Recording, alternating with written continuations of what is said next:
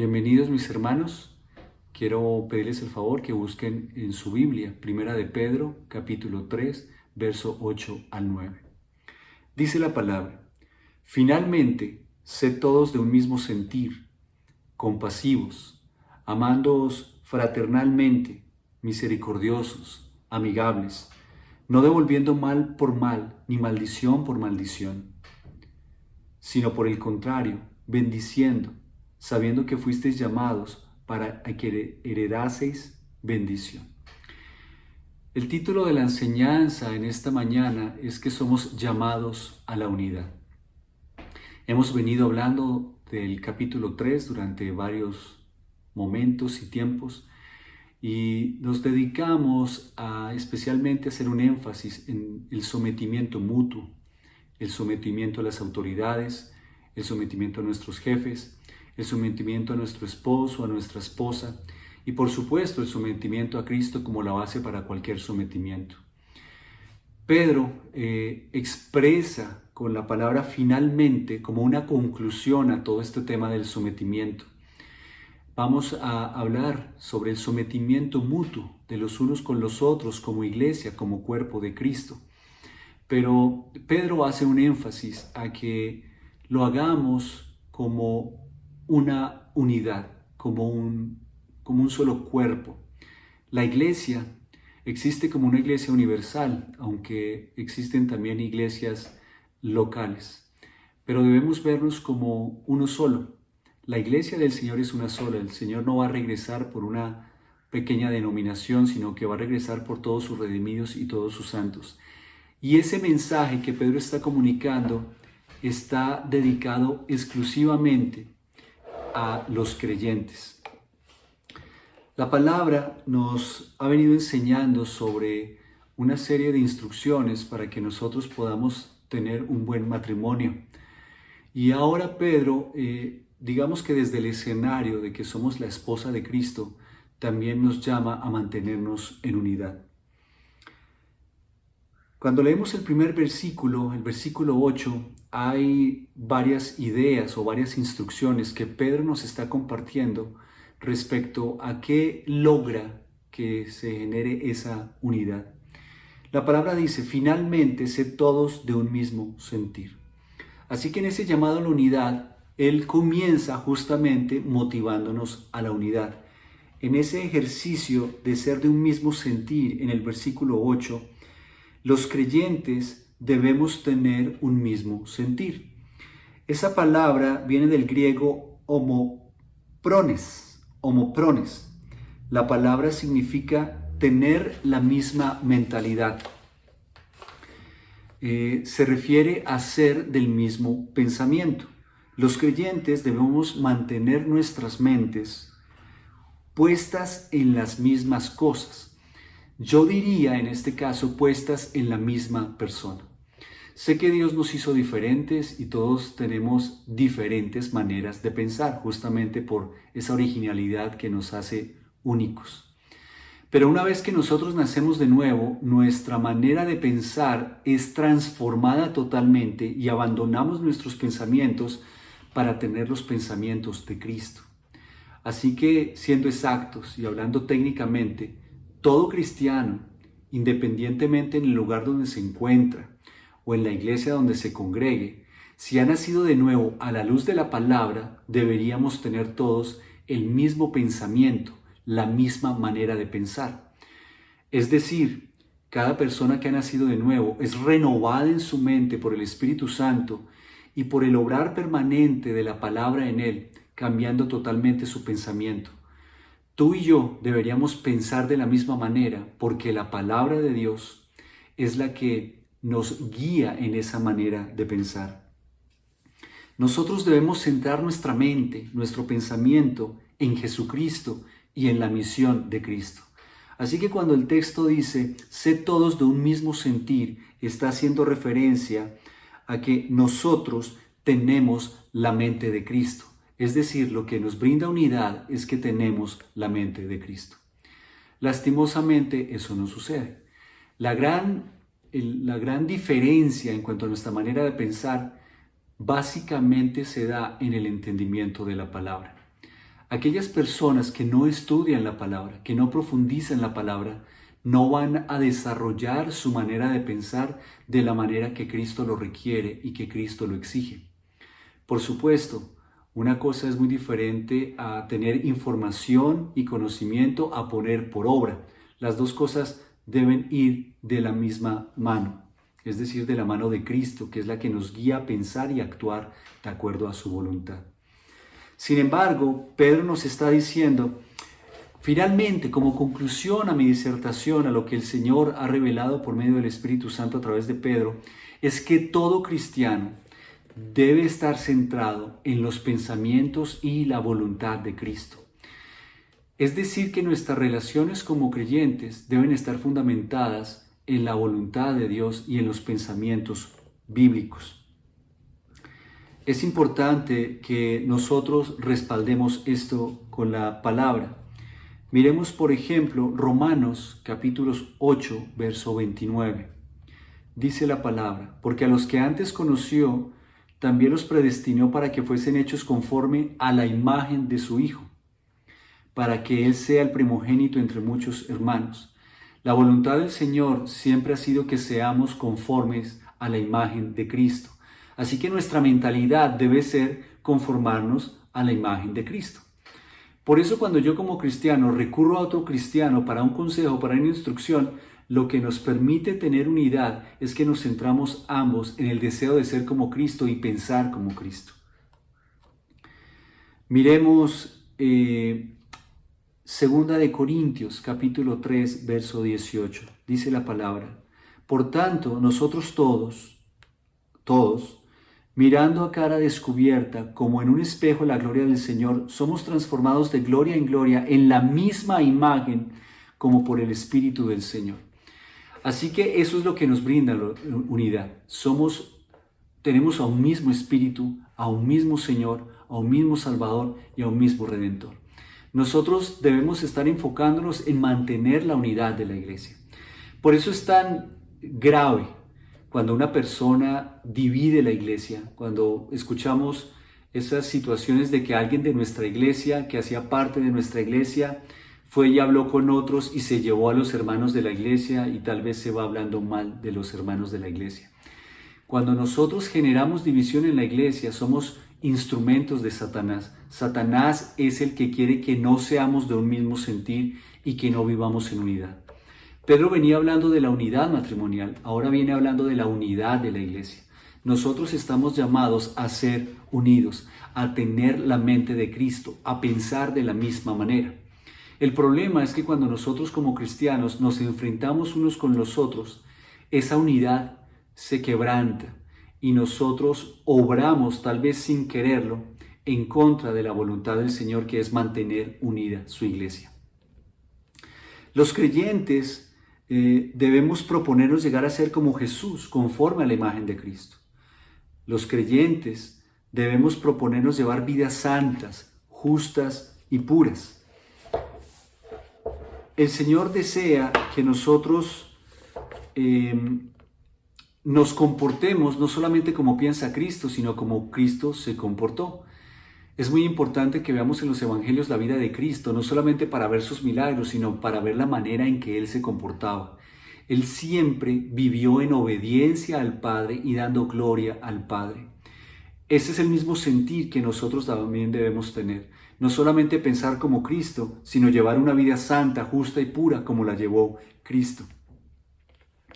Es importante que entendamos que los creyentes también debemos proponernos desarrollar un carácter y un fruto espiritual. La palabra dice en Gálatas 5, 22, 23. Mas el fruto del Espíritu es amor, gozo, paz, paciencia, benignidad, bondad, fe, mansedumbre, templanza. Contra tales cosas no hay ley. La misma palabra nos dice que el fruto del Espíritu Santo se divide en todos estos rasgos de carácter y en todas estas virtudes. Cada uno de nosotros, como creyentes, manteniendo un mismo sentir, debemos enfocarnos en proponernos desarrollar un carácter y un fruto espiritual. Los creyentes también debemos proponernos llevar adelante el ministerio y la misión de Cristo. Así que ese mismo sentir como iglesia debe estar enfocado en extender el reino de los cielos. A veces parece que no somos del mismo sentir, como que el pastor es el que tiene el sentir de extender el reino, y algunos líderes y algunas personas. En la iglesia algunas personas quieren orar, otras no tanto, otras quieren discipular, otras no tanto. Realmente esa no es la unidad que el Señor quiere que desarrollemos. El Señor quiere que tengamos uniformidad en todo aquello que Él manda para que nosotros desarrollemos. La unidad tiene que ver en que a pesar de que somos diferentes, tenemos el mismo propósito, tenemos la misma misión, trabajamos por las mismas cosas y tenemos la misma manera de pensar en cuanto a lo bíblico y lo que proviene del Señor. Miren que la palabra dice en Mateo 20:28, como el Hijo del Hombre no vino para ser servido, sino para servir y para dar su vida en rescate por muchos. Mateo 20:28. Miren que la palabra, hablando de Cristo, dice que Él no vino a ser servido, sino a servir. Así que si nosotros tenemos un mismo sentir, nuestro mismo sentir de Cristo debe ser el servir, no el ser servidos. Lamentablemente la iglesia no tiene esa unidad porque no todos quieren servir, son muy pocos los que realmente quieren servir. La palabra dice en Lucas 19:10, porque el Hijo del Hombre vino a buscar y a salvar lo que se había perdido. Si nosotros somos de un mismo sentir, conforme a la mentalidad de Cristo, a las acciones de Cristo, a la vida de Cristo, la palabra nos está diciendo que la misión a la cual vino el Señor Jesucristo fue a buscar y a salvar a aquellos que están perdidos. Un creyente que no tiene el deseo de que las almas se salven y que no trabaja en el ministerio de evangelización, no es un creyente que cumpla con aquel llamado de la unidad de la iglesia. Dice 2 de Timoteo 2:2, lo que has oído de mí ante muchos testigos, esto encarga a hombres fieles que sean idóneos para enseñar también a otros. Está hablando aquí de un escenario específico y particular de unas habilidades, pero dentro de la generalidad de la unidad de la iglesia, nuestro mismo sentir debería ser enseñarnos los unos a los otros.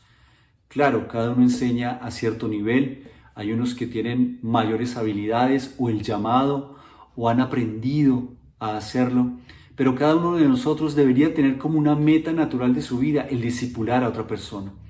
Para eso el Señor nos llamó, sed todos de un mismo sentir.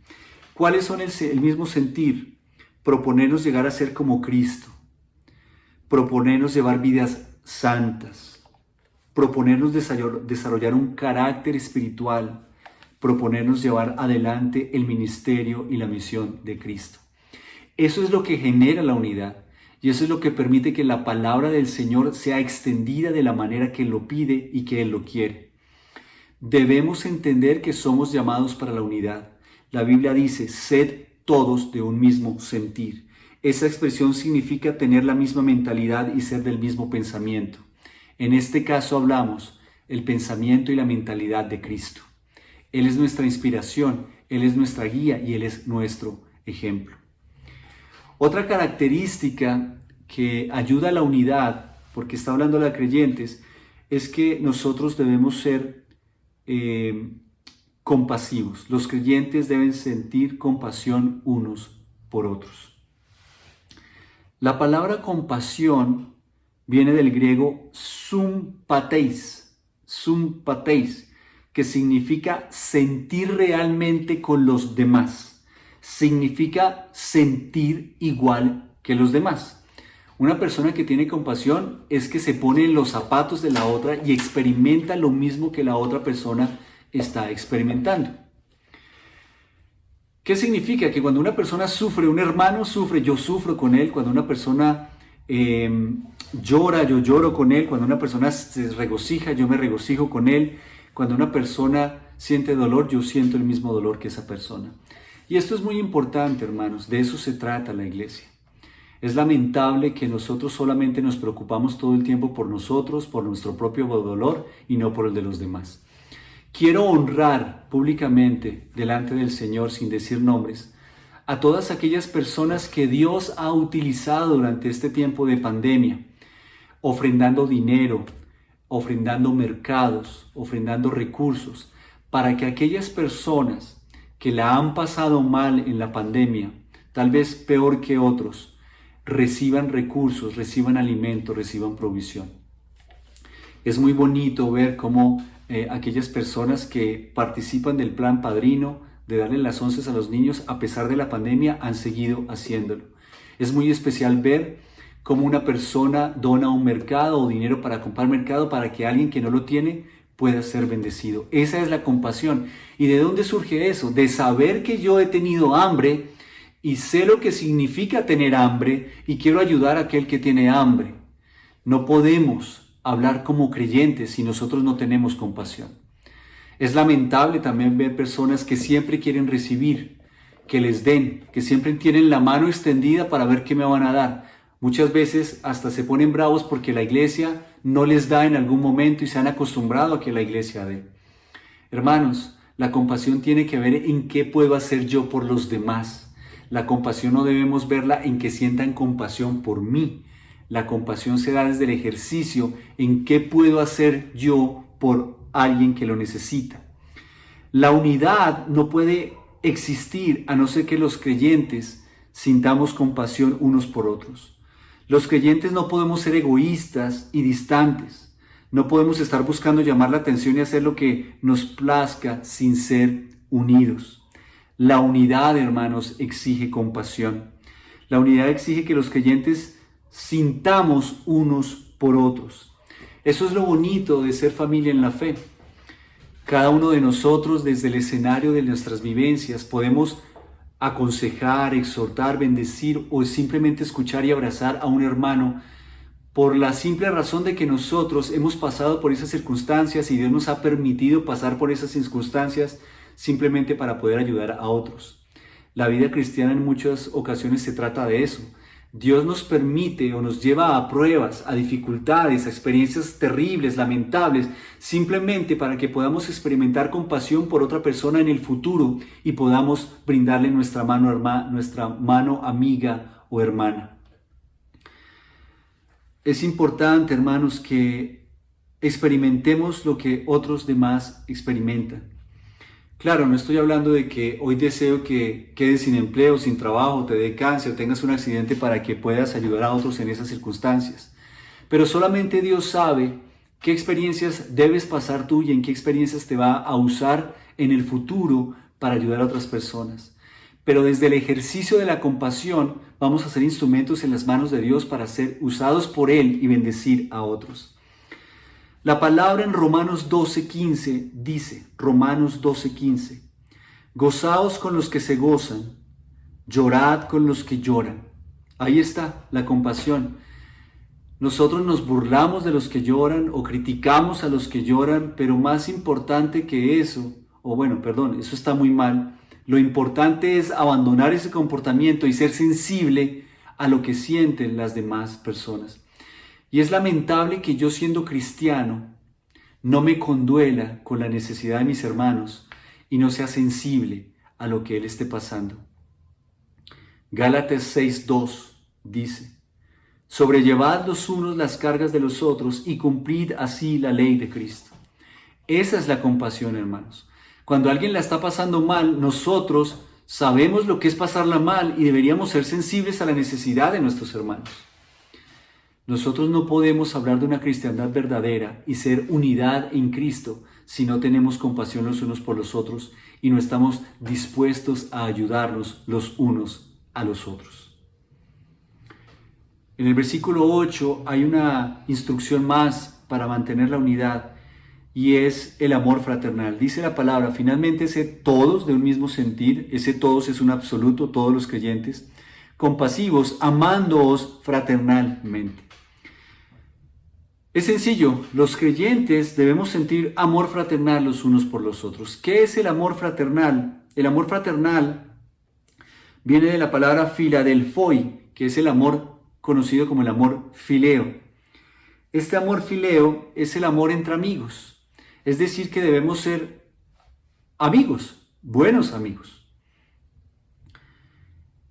Pedro ya habló del amor fraternal en 1 de Pedro capítulo 1 verso 22 al 25, así que no vamos a profundizar ahora en ello. Pero sí es importante recordar que nosotros como cuerpo y familia de Cristo estamos llamados a ser sensibles a las demás personas y sentir amor por ellas. La palabra nos enseña que debemos amar a Dios sobre todas las cosas, y hay un segundo mandato que es importante: amar a tu prójimo como a ti mismo. Si yo no siento amor por mi hermano, yo no voy a orar por mi hermano, no le voy a ayudar a mi hermano, no voy a abrazar a mi hermano, no voy a saludar a mi hermano, voy a ser insensible hacia mi hermano. Pensemos en nosotros como amigos. No sé si tengas un buen amigo, tal vez no tengas un amigo, pero si lo tienes, evalúa cómo eres como amigo. Pensemos ahora desde el ejercicio de la iglesia. ¿Cuál es el mejor lugar donde nosotros podemos desarrollar amistades, si no en la iglesia? En el lugar donde todos somos redimidos, donde todos tenemos nuestra fe depositada en Cristo, donde todos nos nutrimos por la palabra, donde todos podemos servirnos los unos a los otros. Nosotros debemos amar a nuestros hermanos. Es lamentable que nosotros pasemos 1 año, 2 años, 10 años, 20 años en una iglesia y no tengamos amistades, y no tengamos sensibilidad en nuestro corazón para expresar amor hacia los demás. Tal vez nuestras excusas son: es que soy serio, es que soy tímido, es que no me gusta saludar. Hermano, estás mal si como creyente no amas a otros que son creyentes y son parte de la familia de Cristo. Es importante que entendamos que además de tener un mismo sentir, además de ser sensibles por lo que le pasa a los demás, nosotros amemos. Nosotros debemos amar a nuestro prójimo, debemos amar mucho más a nuestro hermano y ser amigos fraternales los unos a los otros. Esto no debe ser un protocolo, debe ser algo real, hermanos. Nosotros debemos amarnos los unos a los otros con amor fraternal. Y la manera de mostrarlo es ayudándonos, acompañándonos, dándonos palabras de afirmación, sirviéndonos, cuidándonos, dándonos regalos. Hay una enorme cantidad de maneras en las cuales nosotros podemos expresar el amor a los demás. Así que el amor fraternal no se debe quedar simplemente en palabras, se debe llevar a la acción. El verso 8 nos dice que también debemos ser misericordiosos. La misericordia se define como amor orientado al necesitado. Todos necesitamos ser amados, pero en algunas ocasiones no nos merecemos tal vez ese amor y sin embargo debemos otorgarlo. Los creyentes debemos tener misericordia y piedad el uno por el otro. Esta palabra misericordia también se traduce como piedad y viene del griego euspaglonoi, que significa ser bondadoso, que a su vez se define como ser sensible y afectivo hacia las necesidades de los demás, conmoverse con sentimientos tiernos por el dolor y el sufrimiento de los demás. Vuelvo a leerlo. La palabra bondadoso, que está asociada con piedad y misericordia, significa ser sensible y afectivo hacia las necesidades de los demás, conmoverse con sentimientos tiernos por el dolor y el sufrimiento de los demás. La palabra es clara: los creyentes debemos sentir piedad hasta el punto en que nos propongamos actuar, sacrificarnos y satisfacer las necesidades de los demás. Querida familia, si a nosotros no nos conmueve lo que le pasa a nuestros demás hermanos, nosotros no somos verdaderos creyentes. Pedro nos está animando a que nosotros seamos sensibles y tengamos sentimientos por nuestros hermanos. Hay una enorme cantidad de necesidades que nosotros podríamos suplir, pero no nos interesa, no nos preocupa, no nos afana. Quiero reiterar que es más bienaventurado dar que recibir. Tal vez muchos de nosotros en la iglesia nos hemos acostumbrado a recibir y a recibir y a recibir y siempre estamos pidiendo. Es mejor dar, hermanos. Es mejor tener la oportunidad de dar y de ayudar a los demás. Que Dios obre en nosotros para ello. Podemos verlo en Hechos, capítulo 20, verso 35. Hechos 20, 35. En todo os he enseñado que trabajando así se debe ayudar a los necesitados y recordar las palabras del Señor Jesús que dijo: más bienaventurado es dar que recibir. Nosotros como creyentes somos unidad para ayudarnos mutuamente. Y si yo no soy sensible a las necesidades de mi hermano, esa unidad se rompe, se destruye. Dice también en Hebreos 13:3, Hebreos 13:3, acordaos de los presos como si estuvierais presos juntamente con ellos, y de los maltratados como que también vosotros mismos estáis en el cuerpo. Aquí parece que en este versículo se unen la compasión y la misericordia. Nosotros no sabemos en qué momento vamos a estar en cierta situación que hoy nuestros hermanos están. Tal vez tú hoy estás en perfectas condiciones físicas, tu familia también, y hay una persona, el domingo, el pastor dice que tiene cáncer y que debemos orar por ella. Como tú no tienes cáncer, como tu familia no tiene cáncer, pues como que oramos en ese momento y se nos va. No hay bondad en nosotros y no hay compasión en nosotros. Y posiblemente en el futuro nos da cáncer y ahí sí nos acordamos de otras personas que tuvieron y nosotros no hicimos nada por ellas. Nosotros somos parte de un mismo cuerpo y debemos, queridos hermanos, extender nuestra misericordia, ser sensibles y afectivos con aquellos que tienen necesidad. La palabra también nos dice que finalmente sed todos de un mismo sentir, compasivos, amándoos fraternalmente, misericordiosos, y dice amigables. La palabra amigables está asociada con la humildad. Los creyentes deben ser amigables. Esa palabra en el griego es tapeinoprones. Tapeinoprones. Es simplemente por conocimiento que pueden anotar esas palabras en griego. Pero para que entendamos el significado, la palabra significa tener una mentalidad humilde, ser humilde de mente. ¿Qué es esto? Significa ofrecerse como siendo inferior y en forma sumisa. Vuelvo a leerlo. La palabra humildad significa tener una mentalidad humilde, ser humilde de mente. ¿Qué significa esto? Ofrecerse como siendo inferior y en forma sumisa.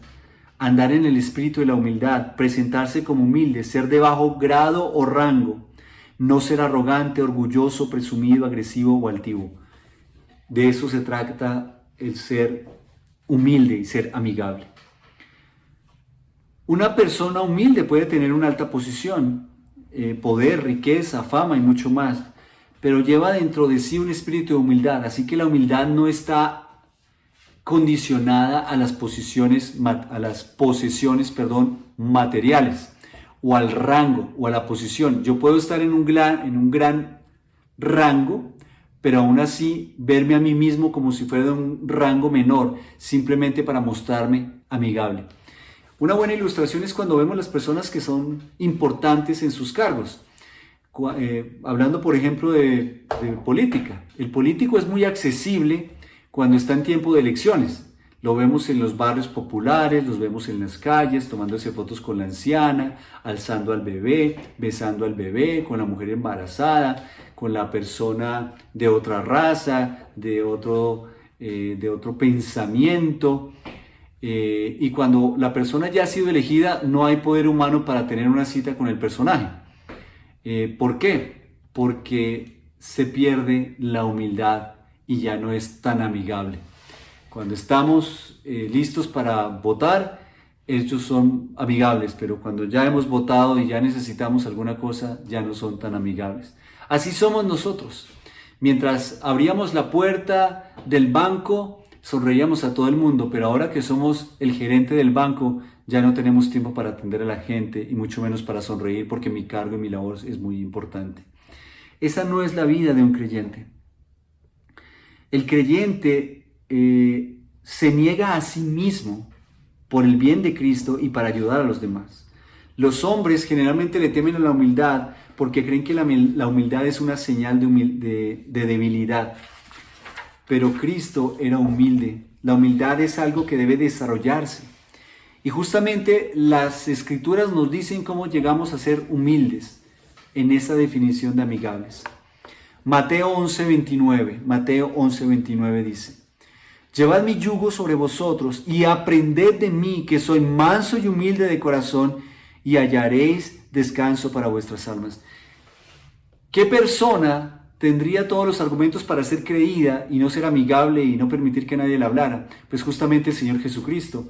Inclusive hay un evento donde, varios eventos, que Dios permitía que muchas personas no aprobadas por la sociedad se sentaran a su lado, y los fariseos lo criticaban: ¿cómo así que come con pecadores, con prostitutas, con cobradores de impuestos? Inclusive los apóstoles alguna vez querían no permitir que los niños se acercaran a Jesús, y el Señor dice: no, dejadlos acercarse a mí. El maestro, el rabí, el todopoderoso, fue humilde y se mostró amigable con la humanidad, permitiendo que nosotros nos acercáramos a Él. Mateo 23:12 dice, Mateo 23:12, porque el que se enaltece será humillado, y el que se humilla será enaltecido. Está muy claro, nosotros debemos hacer todo lo contrario a lo que la cultura nos dice en ese aspecto. La humildad es buena porque genera que seamos enaltecidos por Dios mismo. Aquí hemos visto hasta este momento, 5 características que nos llevan a la unidad. El ser de un mismo sentir, el ser compasivos, el sentir amor fraternal, el tener piedad y el ser amigables y humildes. Vamos a ver ahora en el versículo 9, dice: no devolviendo mal por mal ni maldición por maldición, sino por el contrario bendiciendo, sabiendo que fuisteis llamados para que heredaseis bendición. En este versículo 9 nos habla a nuestra manera de actuar respecto a los demás y habla respecto a no vengarnos. Digamos que es una manera sencilla de resumirlo. Y pone como contraste el bendecir. Dice: no quiero que te vayas a desquitar, a vengar. En lugar de eso, tú debes ser bendición. Entonces, el creyente no debe reaccionar, no debe devolver mal por mal a nadie. Cuando dice no devolviendo mal por mal, ni maldición por maldición, hace referencia a una reacción. Nosotros como hijos de Dios no debemos reaccionar. Nosotros debemos ejercitar el dominio propio, el control sobre nosotros mismos. Si alguien te hace mal y tú le devuelves con mal, pues tú eres igual de malo a él, o peor. La manera de ser mejores ante el mal es vencer el mal haciendo el bien. Nosotros no somos animales que simplemente reaccionamos con instintos y actuamos por instintos. Nosotros somos creyentes, redimidos por la sangre de Cristo, con entendimiento bíblico, y la manera en la cual nosotros respondemos ante aquello que nos hacen las personas debe ser bíblica, guiada por el Espíritu Santo y para gloria y honra de nuestro Señor Jesucristo. Así que el creyente no debe reaccionar. Claro, en el mundo todos nos motivan a reaccionar. Si nos dan un puño, queremos levantarnos a dar un puño. Si nos tratan mal, queremos tratar mal a los demás. Pero el creyente debe dar testimonio ante el mundo de que es diferente porque vive de acuerdo al modelo de Cristo. La cuestión es esta: el creyente no debe reaccionar en contra de una persona que lo maltrata o le hace daño. Hay por lo menos 2 motivos por los cuales no debemos reaccionar. La reacción muy probablemente hará que se pierdan las relaciones con las personas. Y nosotros debemos alcanzar a las personas para Cristo. Así que si nosotros devolvemos mal por mal y maldecimos cuando nos maldicen, posiblemente estamos cerrando la puerta para que esa persona conozca de Cristo. Porque esa persona sabe que yo soy cristiano y le devuelvo mal por mal, pues la estamos alejando de Jesús. El creyente debe ser un ejemplo para acercar a las personas a Cristo. La otra razón es que no es la manera de Dios ni la de Cristo. Recuerden que nosotros debemos ser de un mismo sentir, es decir, conforme a la imagen de Cristo.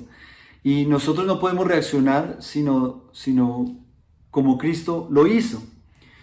Primera de Pedro 3:9 dice: no devolviendo mal por mal ni maldición por maldición, sino por el contrario bendiciendo, sabiendo que fuisteis llamados para que heredaseis bendición. El texto de Pedro, que es el que estamos estudiando, lo dice de una manera muy clara y sencilla: no maldigas y no busques venganza. Miremos Levítico 19:18. Dice la palabra: no te vengarás ni guardarás rencor a los hijos de tu pueblo, sino amarás a tu prójimo como a ti mismo, yo Jehová. Ya estaba en el Antiguo Testamento: debes amar a tu prójimo. Así que si él te hace mal, no debes buscar venganza. Y lo dice Me gusta cómo termina el versículo. Yo Jehová, como diciendo, lo digo yo y punto. Proverbios 20:22. Proverbios 20:22 dice, no digas, yo me vengaré. Espera a Jehová y Él te salvará. Ni siquiera debe salir de nuestra boca el deseo de vengarnos. Simplemente esperemos en el Señor. El Señor es el que se encarga de darle a cada persona lo que corresponde. Miren lo que dice Proverbios 24:29. Proverbios 24:29. No digas, como me hizo, así le haré. Daré el pago al hombre según su obra. Nosotros no debemos cultivar el rencor. Nosotros ni siquiera debemos pensar o decir con nuestra boca, uy, me hizo esto y yo le voy a devolver de la misma manera. Eso no nos hace mejores. Eso no nos hace creyentes. Eso nos hace como el mundo. Dios dice, no digas esas cosas. Como Él me hizo, entonces le voy a devolver. No devolváis mal por mal, ni maldición por maldición. Pedro nos está exhortando para que nosotros nos mantengamos en unidad. No debemos pensar en vengarnos, en desquitarnos de los demás. Claro, como estamos hablando de creyentes, uno dice, pero pastor, es que entre creyentes no debería haber mal por mal ni maldición por maldición. Entre creyentes no debería haber mal ni debería haber maldición. Claro, hermanos, así debería ser. Sin embargo, nosotros estamos en un proceso de maduración, en un proceso de santidad, y es posible que en ese escenario hagamos, bueno, no es posible, con toda seguridad, en algún momento haremos mal a nuestro hermano.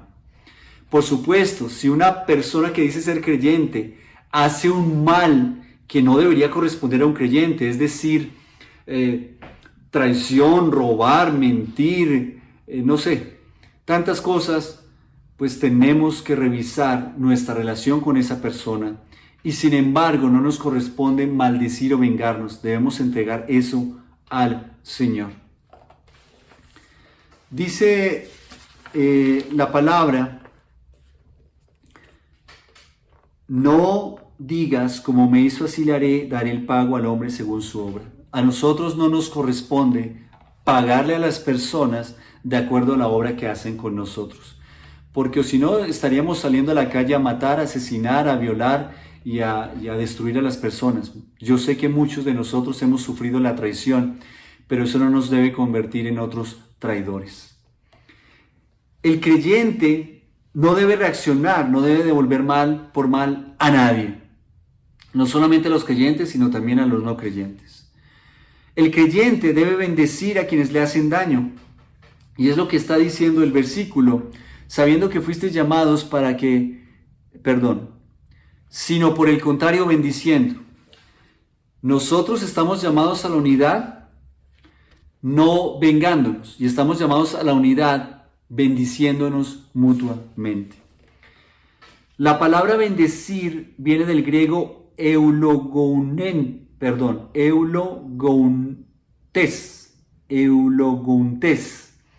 palabras difíciles, eulogountes. Significa hablar bien de. Cuando yo bendigo, lo que estoy haciendo es hablando bien de una persona. Significa hablar bien ¿a quién? Hablarles bien a nuestros perseguidores. Hay personas que nos van a perseguir, hay personas que nos van a hacer la vida imposible. Sin embargo, yo voy a hablarles bien a esas personas. Yo debo con mi boca bendecir a otros. Es importante que entendamos, hermanos, que no debemos intentar agredir a las personas verbalmente. Nosotros debemos hablar bien aún a las personas que nos hacen daño. Miren, hermanos, yo sé porque estoy casado, porque tengo hijos, porque tengo amigos, porque tengo familia, y cuando uno está herido, así sea con la persona que más ama, lo que uno busca es con su boca hacerle sentir el peso del castigo. Nosotros no estamos llamados a usar nuestra boca para maldecir, sino para bendecir, es decir, hablar bien de las personas. Y significa hablarle bien también a las personas. Miremos lo que dice Efesios 4:31-32. Efesios 4:31-32 dice: Quítense de vosotros toda amargura, enojo, ira, gritería y maledicencia y toda malicia. Antes sed benignos unos con otros, misericordiosos, perdonándoos unos a otros, como Dios también os perdonó a vosotros. ¿Cómo habla uno cuando tiene amargura, enojo, ira, maledicencia? Cuando uno es malo, pues uno no bendice, uno habla mal. ¿Qué significa bendecir? También significa hablar bien de nuestros perseguidores. Bendecir significa hablar bien a nuestros perseguidores. Bendecir significa hablar bien de nuestros perseguidores. Miren, nosotros somos buenos para vengarnos hablando con otras personas de aquellos que nos hicieron daño. Ahí estamos vengándonos y ahí estamos haciendo maldición. Por eso Pedro dice, no devolváis maldición por maldición. No importa que hablen mal de ti, tú debes hablar bien de las demás personas. Y cuando no tengas nada bueno que decir de alguien, mejor guarda silencio y serás contado por sabio. Hermanos, si nosotros menospreciamos a nuestros perseguidores, hablando mal de ellos, pues nos hemos convertido en nuestros perseguidores. La palabra nos está diciendo que alabes a aquel que tal vez no merece ser alabado o no hace méritos para ser alabado. Es simplemente no debemos hablar mal de las personas. A Dios le gusta, le encanta que no hables mal de los demás. Lo repito, a Dios le gusta que tú no hables mal de los demás. No le hables mal a los demás y no hables mal de los demás con otros. ¿Qué significa bendecir? Significa también orar por nuestros perseguidores. Debemos hacer como hizo Jesús. Mateo 5:44 dice, pero yo os digo, amad a vuestros enemigos, bendecid a los que os maldicen, haced bien a los que os aborrecen y orad por los que ultrajan y os persiguen. Tremenda tarea que nos pone el Señor porque está hablando de los que nos aborrecen, de los que nos maldicen, de los que nos persiguen, de nuestros enemigos. Y lo que nos dice es, ámenlos, hablen bien de ellos y oren por ellos. Hermanos, no hay mejor bendición que podamos regalarle a una persona que orar por ella, porque la estamos presentando delante de Dios. Estoy hablando con Dios respecto a que yo quiero que Dios obre a favor de alguien. Así que si tú no oras por tu esposa, por tu esposo, por tus hijos, carreta que tú los amas. Si tú no oras por tu iglesia, carreta que tú no amas tu iglesia. Y si tú no oras al Señor, mentira que ames al Señor. La oración es un elemento poderoso que Dios nos ha dado para tener comunión con Él y tener comunión con los demás, presentando a los demás en oración delante del Padre Celestial sus vidas. Dios los dice, haced bien a los que os aborrecen y orad por aquellos que os ultrajan y me persiguen. Hermanos, la mejor manera para desarrollar el perdón en nuestro corazón por alguien es orando por él, aquel que nos hizo daño. Así que Dios quiere que mantengamos la unidad bendiciendo a los demás, no hablándoles mal, no hablando mal de ellos con otros y orando por ellos. Así que bendecir es hablar bien de. Así que nuestra boca debe ser usada para pronunciar el nombre de aquellos que tal vez nos han hecho daño. En lugar de pensar en venganza, en lugar de pensar en lo malo de las personas de lo que nos han hecho, debemos pensar en bendecirles. ¿Qué más significa bendecir? Significa hacerles bien a nuestros perseguidores. Claro, uno puede decir, no, yo prefiero solamente con mi boquita y no tengo que verle ni hacerle ningún favor. Lucas 6:27 dice, Lucas 6:27, pero a vosotros los que oís, os digo, amad a vuestros enemigos, haced bien a los que os aborrecen. Así que no es solamente hablar bien de, sino hacerle el bien a. Yo no puedo ser un verdadero creyente y la iglesia no se va a mantener en unidad si no hacemos el bien unos a otros. Dice Lucas 6:35. Amad pues a vuestros enemigos y haced bien y prestad, no esperando de ello nada, y será vuestro galardón grande, y seréis hijos del Altísimo, porque Él es benigno para con los ingratos y malos. Si Dios es benigno contigo que eres ingrato y malo, ¿por qué no eres tú benigno con aquellos que son ingratos y malos contigo? Recordemos que todos debemos ser de un mismo sentir, es decir, tener la misma mentalidad de Cristo. Cristo que hizo en la cruz, Padre, perdónalos porque no saben lo que hacen. El Señor jamás devolvió mal por mal. Él puso la mano sobre la samaritana, sobre la prostituta, sobre el centurión, sobre el recaudador de impuestos. Todos los que se odiaban, todos los que se aborrecían, todos los que eran menospreciados en la cultura, el Señor les hizo el bien. Romanos 12:20. Así que si tu enemigo tuviere hambre, dale de comer, si tuviere sed, dale de beber, pues haciendo esto, ascuas de fuego amontonará sobre su cabeza. Dios nos ha llamado a bendecir. Nosotros tenemos que hacer el bien, expresar el bien, comunicar el bien y mucho más en la familia del Señor. Si tú no estás haciendo el bien, no eres un creyente y estás rompiendo la unidad de la iglesia. Finalmente, la palabra nos dice que fuimos llamados para que heredaseis bendición. Nosotros estamos recibiendo algo que no merecemos, hermanos. Yo creo que todos soñamos con una herencia, ¿no? Que aparezca un tío no conocido y que nos dejó miles de millones de dólares o de euros o de pesos. Porque es muy chévere, muy rico recibir algo que no esperábamos, algo que no trabajamos, algo que no merecemos y disfrutarlo simplemente. Nosotros heredamos la mayor bendición y es la vida eterna. Algo que nos debe recordar que nosotros debemos hacer lo siguiente. Algo que nos debe recordar que debemos ser de un mismo sentir, ser compasivos, sentir amor fraternal, tener piedad, ser amigables, no vengarnos y bendecir a otros, es que nosotros recibimos la bendición de Dios por gracia.